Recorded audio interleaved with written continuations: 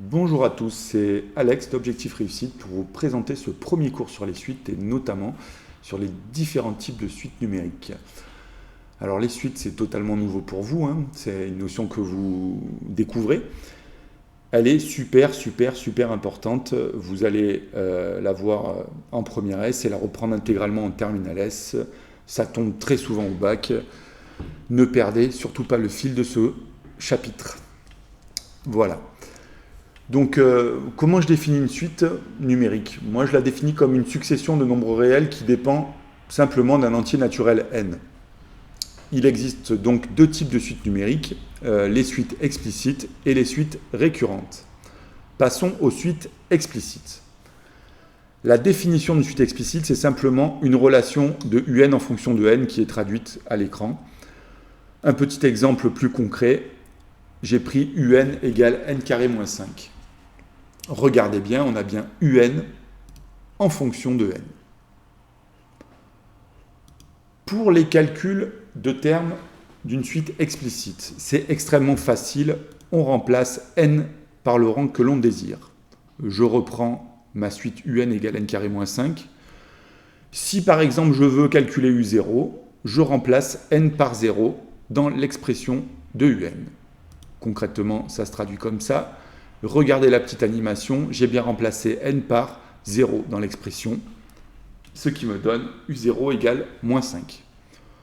Allez, on le refait un petit coup. Si on veut u1, on va remplacer n par 1. Ce qui me donne u1 égale 1 au carré moins 5. On voit bien que n a bien été remplacé par 1 dans la relation. On finit le calcul, on arrive à u1 égale moins 4. Passons maintenant aux suites récurrentes qui sont un peu plus délicates à manipuler. Leur définition est un plus 1 en fonction de un. Un exemple concret, par exemple, un plus 1 égale 2un plus 3. Vérifions bien que nous avons un plus 1 en fonction de un. C'est bien une suite récurrente. Les calculs de termes pour une suite récurrente sont beaucoup plus délicats. Tout simplement parce qu'on a besoin du terme précédent pour avoir le terme suivant. Je reprends mon exemple, un plus 1 égale 2un plus 3, et je suis obligé d'avoir le premier terme. J'ai pris ici u0 égale moins 1. Je suis obligé d'avoir le premier terme, encore une fois, parce qu'on a besoin du terme précédent pour avoir le terme suivant. Notez bien que dans la formule de récurrence, j'ai bien un décalage de moins 1 entre l'indice n plus 1 et l'indice n. C'est très important pour pouvoir calculer les termes. Si par exemple je veux calculer u1, je vais donc avoir besoin de u0. Concrètement, u0 je l'ai, pas de problème. Concrètement, ça se traduit par u1 égale 2u0 plus 3.